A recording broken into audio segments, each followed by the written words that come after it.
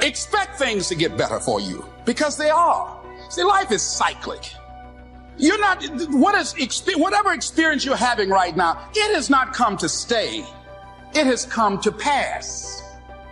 Not to stay, just to pass. It's just going through.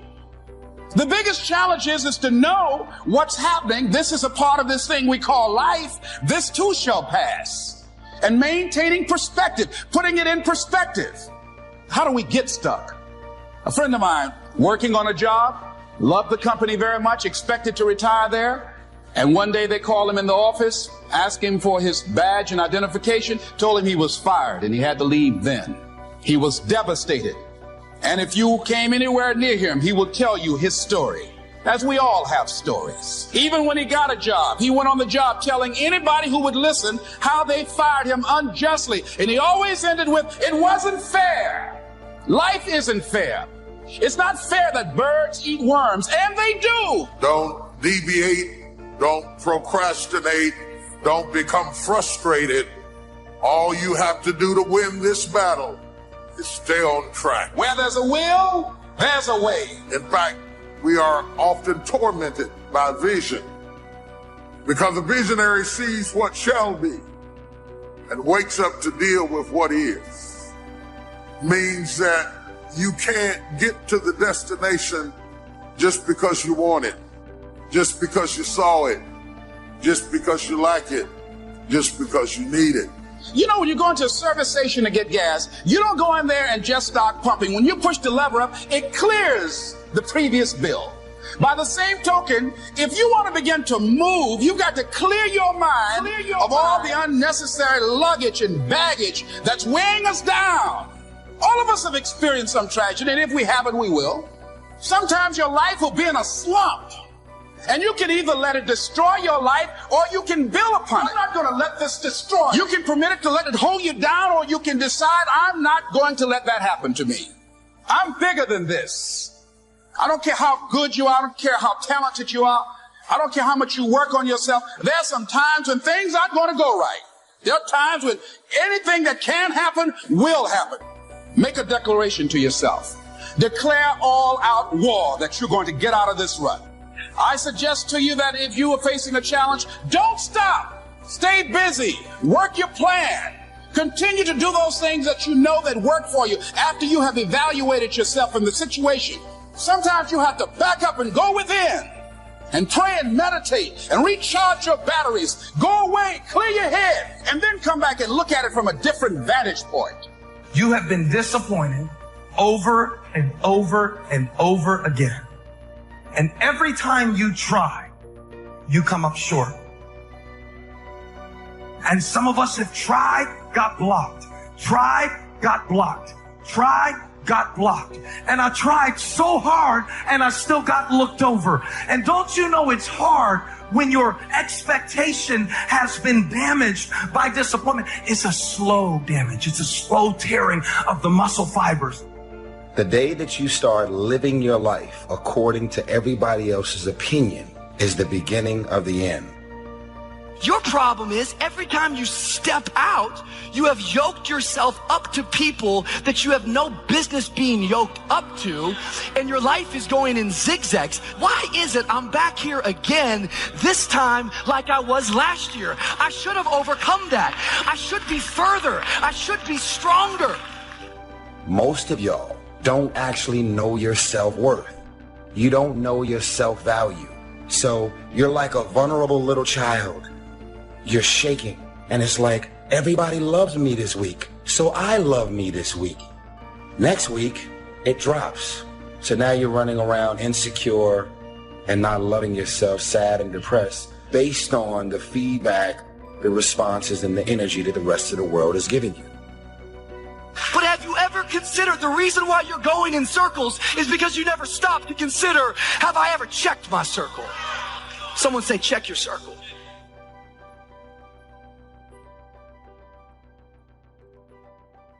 Tough times never last, but tough people do.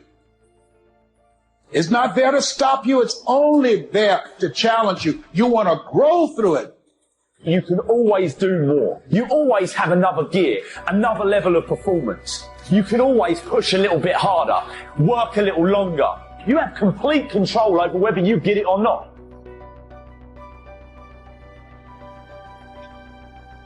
I love me. So the day that you decide to stop loving me, I'm not going to love myself any less. I believe in me. If you stop believing in me, I'm not going to believe in myself any less.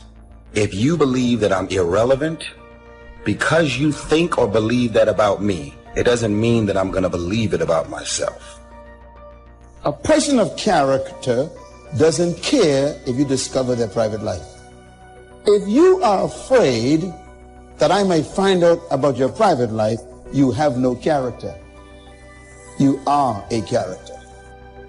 The day that you allow the opinions of the outside world to dictate the way you feel about yourself, it is the beginning of the end of you living a blessed and self-loving, secure life.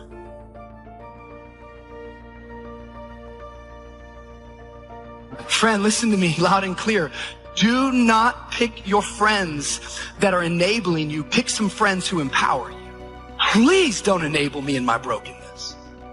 Please do not enable my negative thinking. Please quit enabling my laziness. Please stop enabling my excuses. Please quit enabling me just going, that's who I am, I guess. I don't need to be enabled. I need some friends who will empower me. Love yourself, believe in yourself, independent of the validation of the world. Have opinions and feelings about yourself, independent of the feedback. Why you gotta have somebody calling you beautiful every day in order for you to feel beautiful? Do you believe that you're beautiful, or do you only believe you're beautiful when other people say that you're beautiful? Self-love is the cure to self-hate. A truly courageous person is not afraid of what might or might not happen next week or next year. He fears not making the most of every moment today.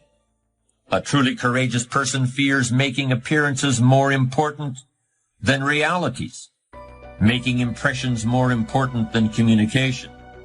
Think about something that you'd like to have, or something you'd like to create for you or your family. I want you to hold this thought in mind. Now, one of the first things I want you to do is don't worry about the inner conversation that you're going to have. Don't worry about how you're going to do it.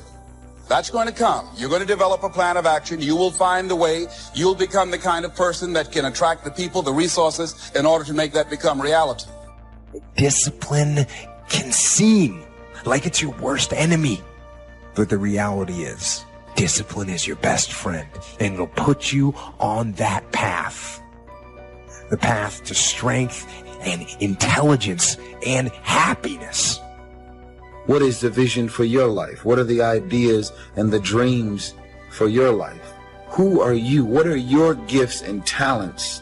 What is your ultimate destiny and your goals? God will never give you something somebody else is supposed to have. Negativity, you can protect yourself from negativity. And that's what stops most people, negative thoughts. You can coat your mind from negativity. It's a real simple exercise to do. I do it every morning before I walk out the door. So I walk out as a positive person. The way you can put a coating around your mind is with one simple thing: gratitude. Passion gives us a great amount of energy, and when we have that passion, there's something about how we love what we're doing and we enjoy what we're doing, and passion energizes us. It's possible to be passionate about something that you're not gifted in. Hello? Let me explain. Have you ever watched the tryouts at an American Idol? We can see that most people aren't as successful as they wish they were. Do you see there's a connection between these two very common phenomena? I hope you'll understand that it's in your best interest to take responsibility for everything you do. You spend your life performing for a crowd, it'll kill you. And you're like, I'm good. I'm not a singer. I don't perform for people. It's gotten much deeper than that now. It's the feeling that we get when we start offering ourselves up in a form that is more impressive to people, but is not authentic to us.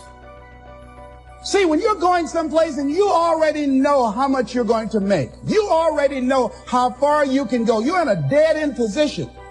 It erodes your self-esteem. It lowers your sense of yourself. It creates an emptiness in you. So I say that your life is worth finding. Don't be so obsessed with them. Be obsessed with your own reality TV program called Your Own Life, right? How about the news? All the time they're trying to distract us. I'm not saying don't know about them, but it's such a convenient escape from the work.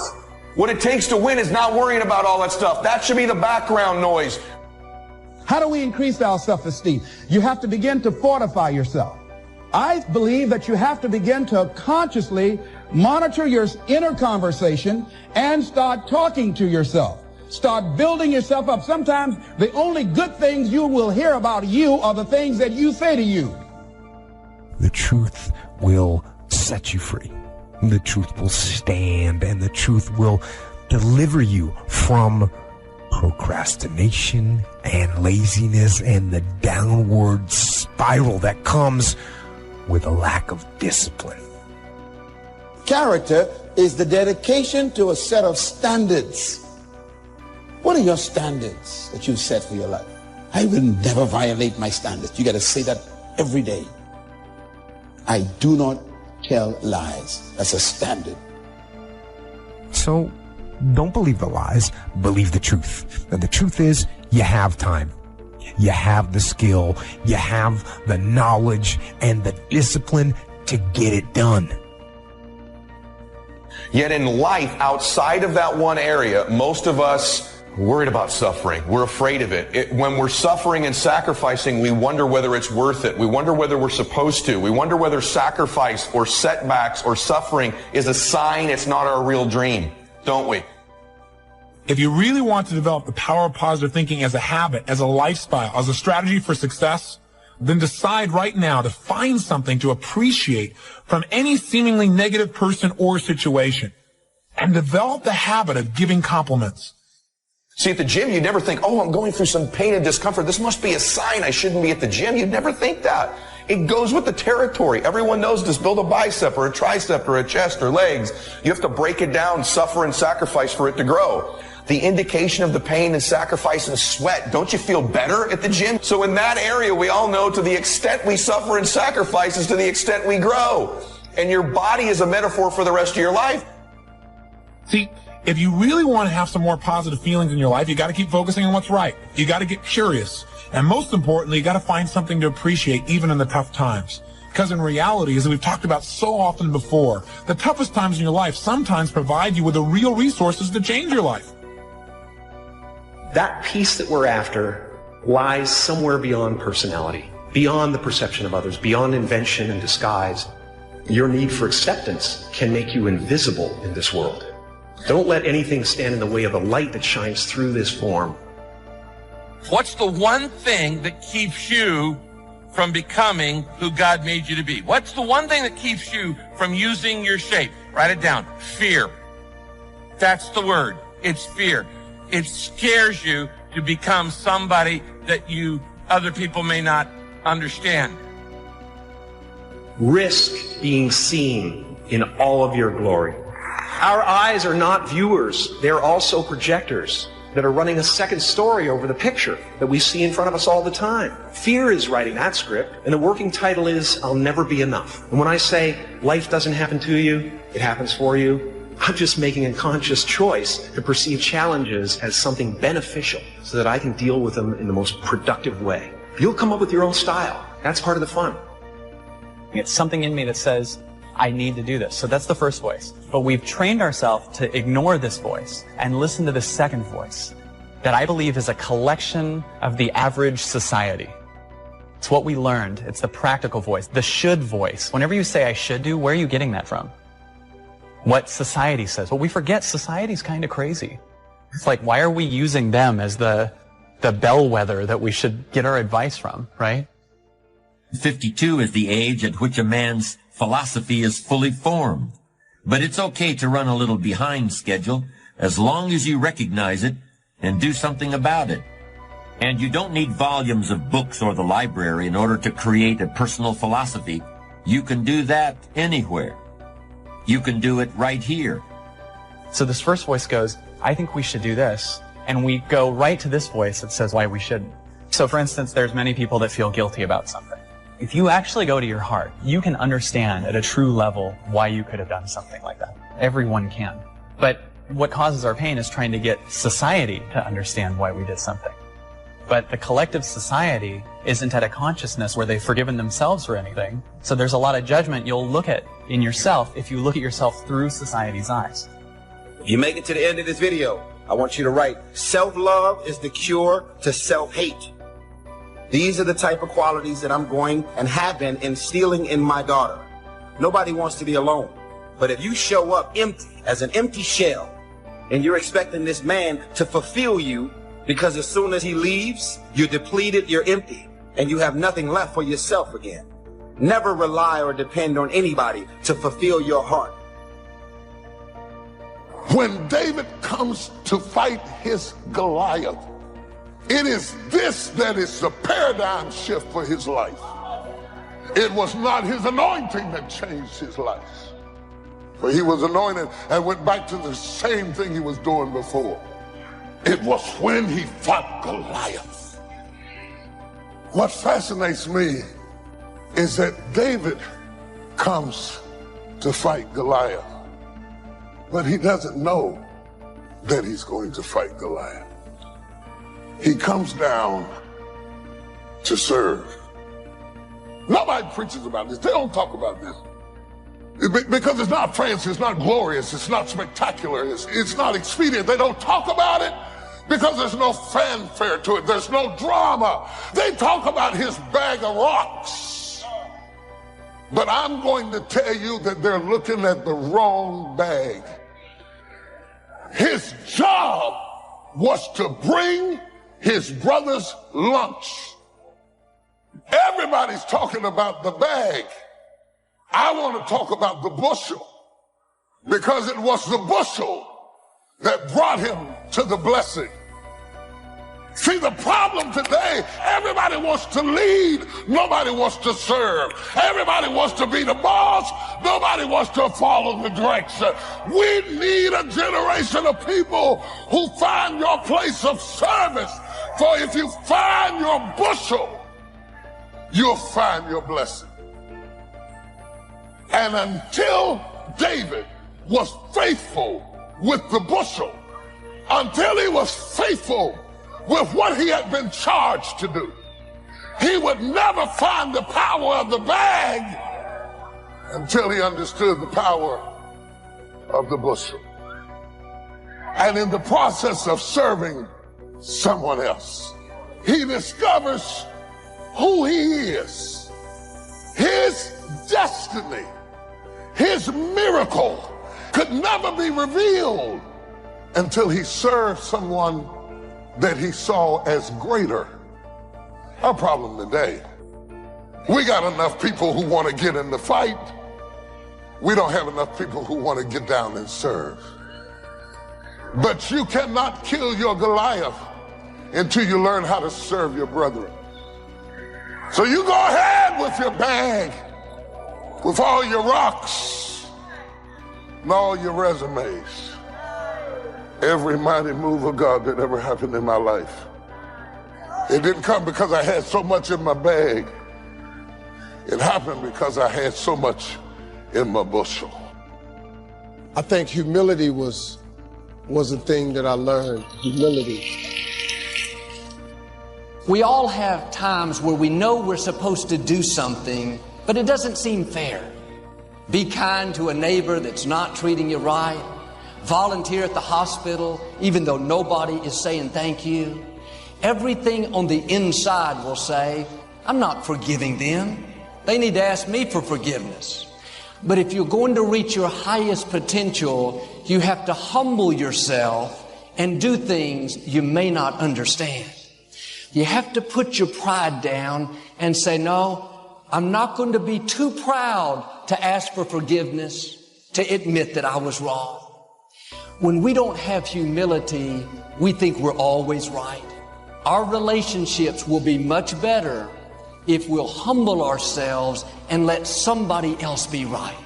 When Victoria and I were first married, she didn't like me to go into the kitchen after I worked out and wash my hands. She didn't want my sweat to be around the food. When I came in from the outside, the kitchen sink was the most convenient sink. I didn't want to walk to the back. I reasoned it out, thought it's not hurting anything. And besides, this is my house too. Here, I just played 90 minutes of basketball. And I came home and didn't want to walk 30 more feet to the back. Pride causes us to make lame excuses, only see things our way. One way you can honor God is by honoring the people in your life. Well, I shouldn't have to walk to the back. I shouldn't have to clean up the mess they made. God is saying, will you do it for me? Will you clean the mess up for me? Will you overlook the offense for me? When you honor God, He will always honor you. How much better our relationships would be if we'd start walking in humility, letting them have their way, not always having to be right. I believe other relationships would be saved if we would start walking in humility. The healing for your relationship is in your humility. Well, Joel, when he starts treating me better, then I'll treat him better. You have to make the first move.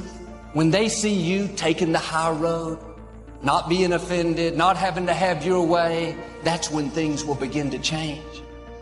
What can you do to get along better with people? Not what can somebody else do. You can't make them change, but if you'll change, doing what you can to honor them, serving them, those seeds you're sowing, they'll come back to you. Little acts of kindness can make a big difference. The healing is in your humility, not in having your way, not in holding a grudge. I have a friend, when he was in his 20s, he had a disagreement with his father. He left the house very angry and didn't speak to his father for over 30 years. This young man's life was a constant struggle. He couldn't get ahead, never got any good breaks. One day, he learned through his sister that his father was in the hospital.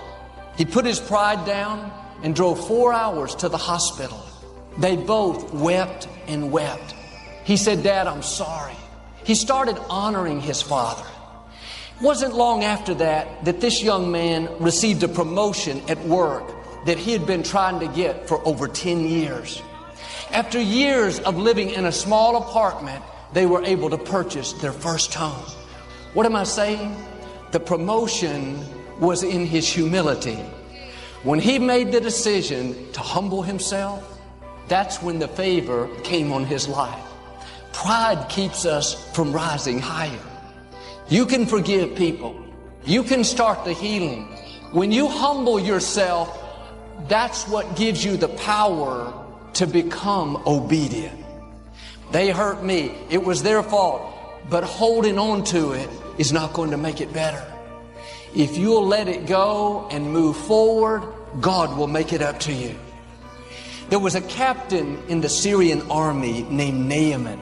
He had just helped the Syrians defeat the Israelites. Everything was going great except he had leprosy.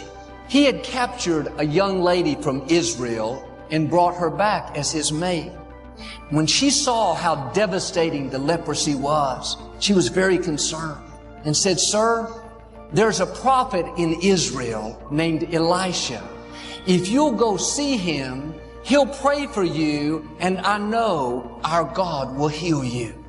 Naaman could have thought, "I'm a captain, and now you, a slave, a woman, you're telling me to go back to the nation I just defeated and ask them for help? I don't think so." But something down in here said she knows what she's talking about. Naaman headed out toward Israel, the land he had just conquered. Think of the humility this took. If he had been too proud, he would have stayed at home. And sometime your answer won't come from people that look like you. You're going to have to do like Naaman and get out of your comfort zone and be willing to listen to somebody that's under you. The key is to treat everyone with respect.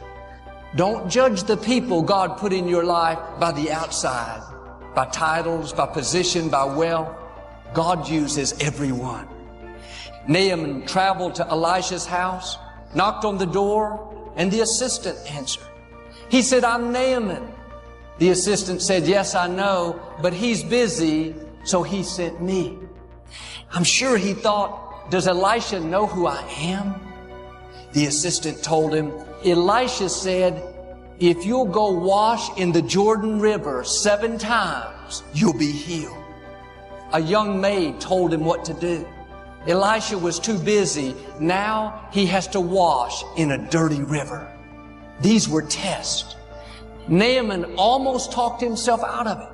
But when he was told, go wash in the Jordan River, he said, no way, that's a dirty river. He turned to leave when the scripture says his servant spoke up. Not the prophet, not the king, another underling. The servant said, Naaman, if he would have asked you to do something hard, you would do it. Why don't you do this easy thing? Naaman went to the river, washed 1 time, nothing happened. He was tempted to get discouraged, but he just kept washing. 5 times, nothing. Imagine the humility, washing in your enemy's dirty river again and again. But on the 7th time, his skin was as clear as a baby. He was completely healed. God was showing us the healing was in the humility. As you pass these tests, things will begin to change. Because without humility, we'll make excuses. Don't overanalyze it. Don't reason it out. Just do it.